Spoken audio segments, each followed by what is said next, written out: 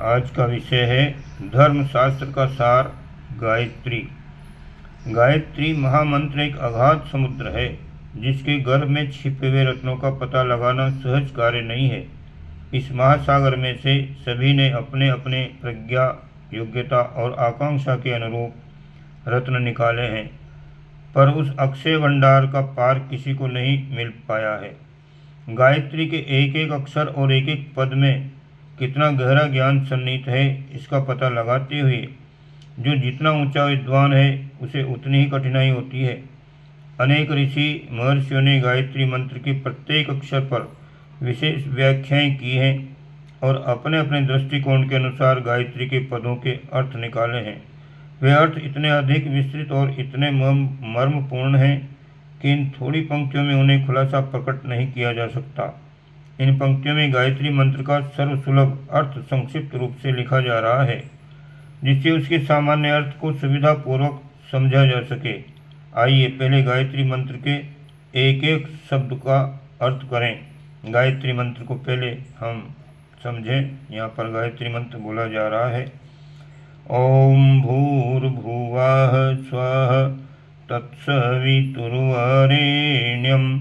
भर्गो देवस्य धीमहि धियो यो नः प्रचोदयात्। अब एक एक अक्षर की हम यहाँ पर उसका अर्थ बताएंगे। ओम यानी ब्रह्म, भू यानी प्राण स्वरूप, भुवः दुखनाशक, स्वः सुख स्वरूप, तत् उस, सवितु यानी तेजस्वी प्रकाशवान, वरेण्यम यानी श्रेष्ठ, भर्गो यानी पापनाशक, देवस्य यानी दिव्य को देने वाले को, धीमहि यानी धारण करें, यह अर्थात जो, नह अर्थात हमारी, प्रचोदयात अर्थात प्रेरित करे। इस प्रकार से एक एक शब्द का अर्थ हमने समझा।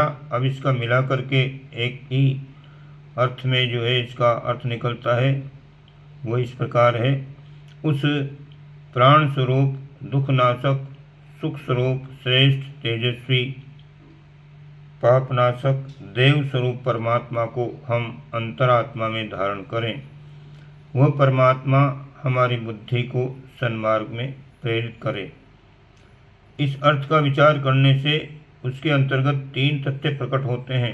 पहला है ईश्वर के दिव्य गुणों का चिंतन, दूसरा है ईश्वर को अपने अंदर धारण करना, और तीसरा है सद्बुद्धि की प्रेरणा के लिए प्रार्थना।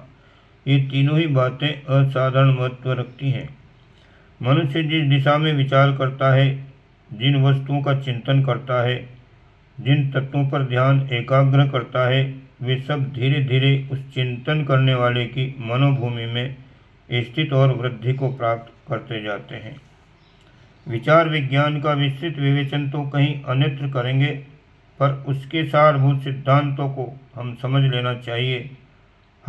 लेना चाहिए कि जिन बातों पर चित्त को एकाग्र करके उसी दिशा में हमारी मानसिक शक्तियाँ प्रकाशित होने लगेंगी और अपनी अद्भुत सामर्थ्यों के द्वारा सूक्ष्म लोगों में से ऐसे ऐसे साधन हेतु और उपकरण पकड़ लाती है, जिनके आधार पर उसी चिंतन की दिशा में मनुष्य को कई प्रकार की गुप्त, प्रकट, दृश्य, अदृश्य सहायताएं मिलती हैं और उस मार्ग में सफलताओं का तांता बन जाता है। चिंतन का ऐसा ही महत्व और महात्म्य है। ध्यान योग की महिमा किसी से छिपी नहीं है। गायत्री मंत्र के प्रथम भाग में ईश्वर के कुछ ऐसे गुणों का चिंतन है जो मानव जीवन के लिए अत्यंत महत्वपूर्ण है। आनंद, दुखनाशक, श्रेष्ठता, तेज, निर्भयता एवं आत्मा की सर्वव्यापकता। आत्मवत् सर्वभूतेषु की मान्यता पर जितना भी ध्यान एकाग्र किया जाएगा, मस्तिष्क इन तत्वों की अपने में वृद्धि करेगा। मन इनकी ओर आकर्षित होगा, अभ्यस्त बनेगा और उसी आधार पर काम करेगा। आत्मा की सच्चिदानंद स्थिति का चिंतन, दुख शोक रहित ब्राह्मी स्थिति का चिंतन, श्रेष्ठता, तेजस्विता और निर्मलता का चिंतन, आत्मा की सर्वव्यापकता का चिंतन यदि गहरी अनुभूति और श्रद्धापूर्वक किया जाए तो आत्मा एक स्वर्गीय दिव्य भाव से ओतप्रोत हो जाती है। आत्मा इस दिव्य आनंद को विचार क्षेत्र तक ही सीमित नहीं रखता, वरन क्रिया में लाकर इसका सुदृढ़ आनंद भोगने की ओर कदम उठाता है। गायत्री मंत्र के दूसरे भाग में उपरोक्त गुणों वाले तेज पुंज को परमात्मा को अपने में धारण करने की प्रतिज्ञा है।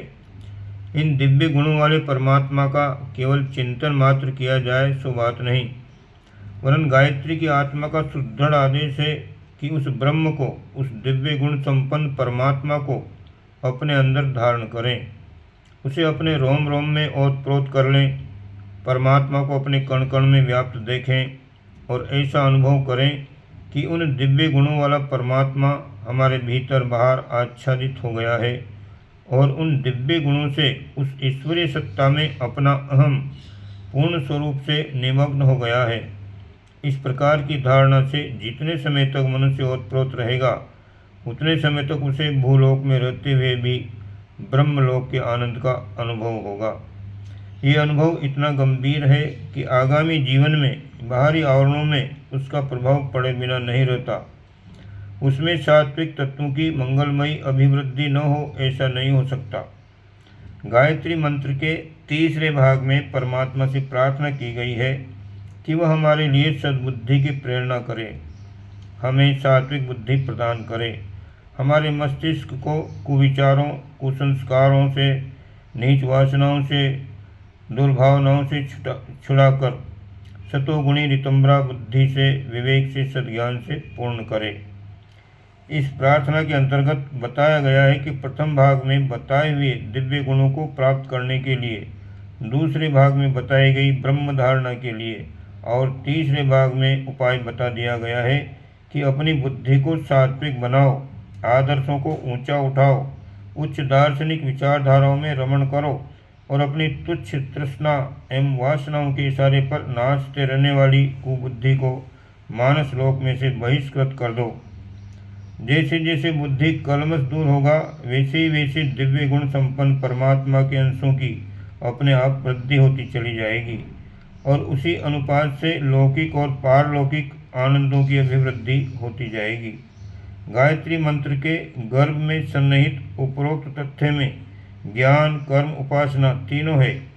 सद्गुणों का चिंतन ज्ञान है, ब्रह्म की धारणा कर्म है और बुद्धि की सात्विकता अभिष्ट प्राप्त क्रिया प्रणाली एवं उपासना है। वेदों की समस्त ऋचाएँ इस तथ्य को सविस्तार प्रकट करने के लिए प्रकट हुई हैं। वेदों में ज्ञान, कर्म और उपासना ये तीनों विषय हैं। गायत्री के बीच में भी उन्हीं तीनों का वर्णन व्यवहारिक, संक्षिप्त एवं सर्वांगपूर्ण है। इस तथ्य को, इस बीज को सच्चे हृदय से निष्ठा और श्रद्धा के साथ अंतःकरण में गहरा उतारने का प्रयत्न करना ही गायत्री की उपासना है। इस उपासना से साधक का सब प्रकार कल्याण ही कल्याण है। परमात्मा की प्रार्थना का सर्वोत्तम मंत्र गायत्री मंत्र है। उसमें ईश्वर से वह वस्तु मांगी गई है जो इस संसार में, इस जीवन में सर्वोपरि महत्व की है। बुद्धि की, सन्मार्ग की और प्रगति ये इतना बड़ा लाभ है कि इसे प्राप्त करना ईश्वर की कृपा का प्रत्यक्ष चिन्ह माना जा सकता है। इस मंत्र के द्वारा ऋषियों ने हमारा ध्यान इस ओर आकर्षित किया है कि सबसे बड़ा लाभ हमें किसी की प्राप्ति में मानना चाहिए। गायत्री की प्रतिष्ठा, सबसे बड़ा लाभ हमें इसी की प्राप्ति में मानना चाहिए। गायत्री की प्रतिष्ठा का अर्थ सद्बुद्धि की प्रतिष्ठा है। गायत्री का मार्ग अपनी बुद्धि का शुद्ध करना, उसमें से दूषित दृष्टि को हटाकर दूरदर्शितापूर्ण दृष्टिकोण की स्थापना करना। इस लक्ष्य को प्राप्त करने के लिए परमात्मा की सहायता के निमित्त इस मंत्र में प्रार्थना की गई है। गायत्री में परमात्मा को जिन गुणों के साथ संबोधित किया है वे गुण मनुष्य जीवन के लिए अत्यंत आवश्यक हैं। सविता, वरेण्यम, भर्ग, देव, इन चार शब्दों में तेजस्वी, प्रतिभावान, शक्तिशाली, श्रेष्ठ, संयमी, सेवाभावी बनने की शिक्षा है। परमात्मा इन गुणों वाला ही है। यही गुण गायत्री उपासक में आ जाएं तो इसलिए उनकी और इस मंत्र में संकेत किया गया है। बार बार इन विश्लेषणों के साथ बार बार परमात्मा को याद करने से बार बार इन गुणों की छाया मन पर पड़ती है और एक वैसा ही संस्कार मन पर जमता है। इस प्रकार गायत्री उपासक श्रेष्ठताओं को अपनाने के लिए प्रस्तुत एवं अग्रसर होता है। ये तो गायत्री का स्थूल अर्थ है। सूक्ष्म रूप से देखा जाए तो इन 24 अक्षरों में इतने सारगर्भित रहस्य छिपे हुए हैं कि उनके उद्घाटन से संसार की समस्त विद्याएं, कलाएं, शक्तियां एवं संपदाएं हस्तगत हो सकती हैं। ओम शांति।